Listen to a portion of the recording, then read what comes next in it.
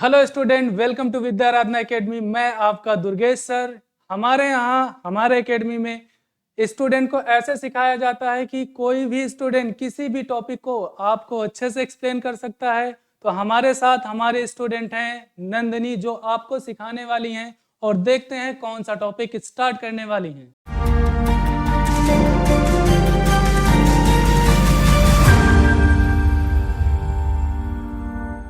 Hello friends, myself Nandini Nivrati Shirsagar from Shri Vidyaradhana Academy, class 11. तर आज आपण function हा चॅप्टर शिकणार आहोत. फंक्शन हा चॅप्टर शिकण्याच्या आधी आपल्याला काही बेसिक गोष्टीची आवश्यकता असते, ते म्हणजे रिलेशन. रिलेशनच्या अगोदर आपल्याला एक सब टॉपिक शिकावा लागतो, तो म्हणजे क्रॉस प्रोडक्ट. तर तुम्हाला मी क्रॉस प्रोडक्ट एका एक्झाम्पलच्या आधारे समजावते. क्रॉस प्रोडक्ट काय असते त्याचा आपण एक एक्झाम्पल बघू. एक्झाम्पल जर आपण घेतलं, सेट ए जर घेतला, सेट ए मध्ये जर आपण एलिमेंट घेतले 1, 2, 3 आणि जर सेट बी मध्ये जर आपण एलिमेंट घेतले ए, बी, तर याचा सबसेट काय होतो, म्हणजे याचा ए क्रॉस बी काय होतो, A cross B is equal to 1, A, 1, B, 2, A, 2, B, 3, A, 3, B. हे काय झाला, ए क्रॉस बी. कशाचा, सेट ए आणि सेट बी चा. हे जेवढे काही सेट ए क्रॉस बी चे जेवढे काही सबसेट असतात त्यालाच काय म्हणतात, रिलेशन असं म्हणतात. आपण एक एक्झाम्पल बघू. आता सपोज आपण एक एक्झाम्पल घेतलं, सपोज R1. याच्यामधलं 1, ए, 1, बी, 2, ए, हे जे आहे हे R1. दुसरं एक एक्झाम्पल R2. 2, ए, 2, बी. असे जेवढे काही सबसेट असतात ते सगळे ए क्रॉस बी चे काय असतात, रिलेशन असतात. जेवढे सबसेट असतात त्यालाच काय म्हणतात, रिलेशन म्हणतात. त्यानंतर आपण ॲरो डायग्राम बघू.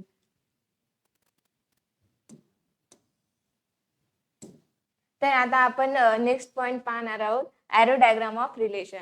आता ॲरो डायग्राम ऑफ रिलेशन काय असते मी तुम्हाला एक एक्झाम्पल द्वारे समजावते. आता सपोज आपण एक एक्झाम्पल घेतलं R3. आता हे सबसेट आहे. याचं जर एक्झाम्पल घेतलं 1, ए, 2, बी, 3, बी. हे काय आहे, सबसेट आहे. आता जर याचा आपण ॲरो डायग्राम याची जर आपल्याला काढायची असेल तर आपण बघू याची ॲरो डायग्राम कशी काढतात. सपोज आपण ए सेट घेतला आणि इथं बी घेतला. ए मध्ये कोणते एलिमेंट आहेत, 1, 2, 3. आपण इथे लिहू 1, 2, 3. बी मध्ये कोणते आहेत, ए अँड बी. आता 1 कशाला कनेक्टेड आहे, ए ला. 1 ए ला कनेक्टेड आहे.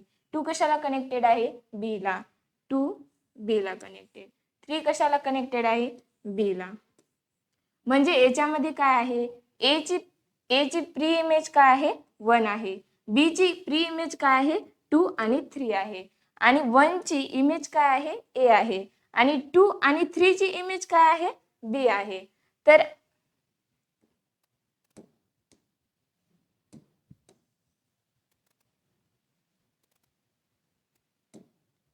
आता याच्यामध्ये जर आपण एक गोष्ट नोटीस केली की याचे जेवढे काही एलिमेंट आहेत त्याच्यापैकी एकही असा सिंगल एलिमेंट नाही की त्याची बी मध्ये इमेज नाही म्हणून. कारण इथं बघा 1 ची इमेज काय आहे, ए आहे. 2 ची इमेज काय आहे, बी आहे. 3 ची इमेज काय आहे, बी आहे. याची सेट ए चे जेवढे एलिमेंट असतात त्याची सेट बी मध्ये प्रत्येक एलिमेंटची प्री इमेज असणं आवश्यक असते. पण एकदाच प्री इमेज असली पाहिजे, रिपीट नाही झाली पाहिजे. मग त्याला काय म्हणतात, ते जे रिलेशन असते तेच काय होते, फंक्शन मध्ये कन्वर्ट होते. आपल्याला जर फंक्शन हा टॉपिक शिकायचा असेल तर मी तुम्हाला 2 सोप्या प्रकारे एक्झाम्पल सांगते आपल्या डेली लाईफचे. जसं की ज्यूसचं घेतलं. आता सपोज एक ज्यूस मशीन आहे, त्याच्यामध्ये जर आपण इनपुट म्हणून जर फ्रूट टाकलं तर आउटपुट म्हणून आपल्याला काय मिळते, ज्यूस मिळते. म्हणजे इथं फ्रूट काय झालं, इनपुट, आणि आउटपुट काय झालं, ज्यूस. आणि जे मशीन असते ती काय झाली, आपली फंक्शन झालं. आता आपण दुसरं एक एक्झाम्पल बघू, ते म्हणजे एटीएमचं. समजा ही एटीएम मशीन आहे. सपोज ही एटीएम मशीन आहे. याच्यामध्ये आपण इनपुट काय टाकतो? कार्ड. आणि आपल्याला आउटपुट काय मिळतो? पैसा. हे कार्ड काय झालं? इनपुट म्हणजे काय असते? डोमेन असते. आणि आउटपुट म्हणजे रेंज असते. आता मी तुम्हाला दुसरे मॅथमॅटिकल एक्झाम्पल घेऊन सांगते. सपोज आपलं आहे हे 1/f of x is equal to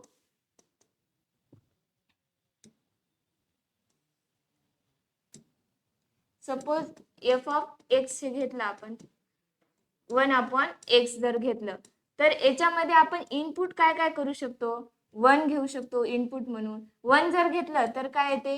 याचं इनपुट आउटपुट काय येते? 1 येते. सपोज आपण इनपुट जर 2 घेतलं तर आउटपुट काय येते? 1/2 येते. तसंच आपण जर इनपुट जर 0 घेतलं तर आपल्याला आउटपुट काय येते? नॉट डिफाईन येते. म्हणजे 0 जर आपण इनपुट घेतलं तर आपल्याला आउटपुट म्हणून काहीच मिळत नाही. त्याच्यामुळे इनपुट हे 0 होऊ शकत नाही. मग यालाच या 1,2 ला काय म्हणतात? डोमेन म्हणतात. आणि डोमेन का म्हणतात? कारण हे इनपुट आहे म्हणून. आणि 1,1/2 आणि 1/2 याला काय म्हणतात? रेंज म्हणतात. कारण हे आउटपुट आहे म्हणून. हे झालं आपलं मॅथमॅटिकल एक्झाम्पल. आता आपण यानंतर बघणार आहोत डोमेन, कोडोमेन आणि रेंज काय असते. मी तुम्हाला हे का एरो डायग्राम मध्ये समजावते. सपोज आपण सेट ए घेतला. ए मध्ये जे एलिमेंट घेतले 1 2 3 याला नाव दिलं सेट ए. दुसरा सेट घेतला बी. याच्यामध्ये जे एलिमेंट घेतले ए बी सी. आणि आपण एक जर सपोज रिलेशन घेतलं.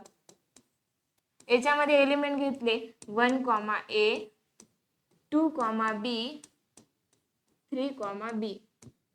हे जर आपण एक रिलेशन घेतलं तर इथं 1 कशाला कनेक्टेड आहे? ए ला आहे.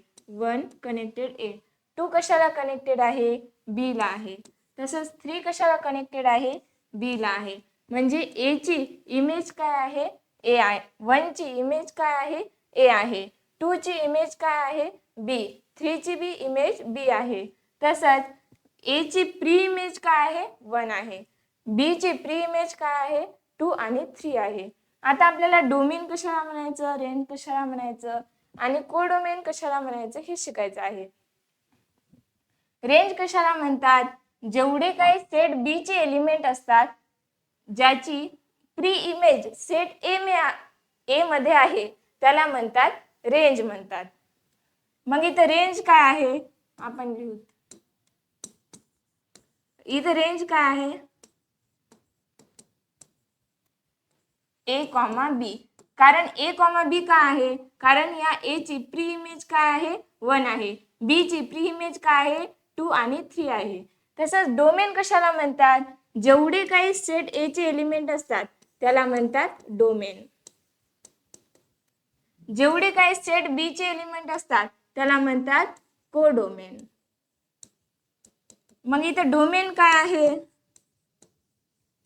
डोमेन आहे 1 2 3 आणि कोडोमेन काय आहे? कोडोमेन आहे सेट बी चे एलिमेंट ए, बी, सी. याला म्हणतात कोडोमेन. ऐसे ही वीडियो देखने के लिए हमारा ऐप डाउनलोड करिए Vidya Aradhana Academy Nanded from given description link.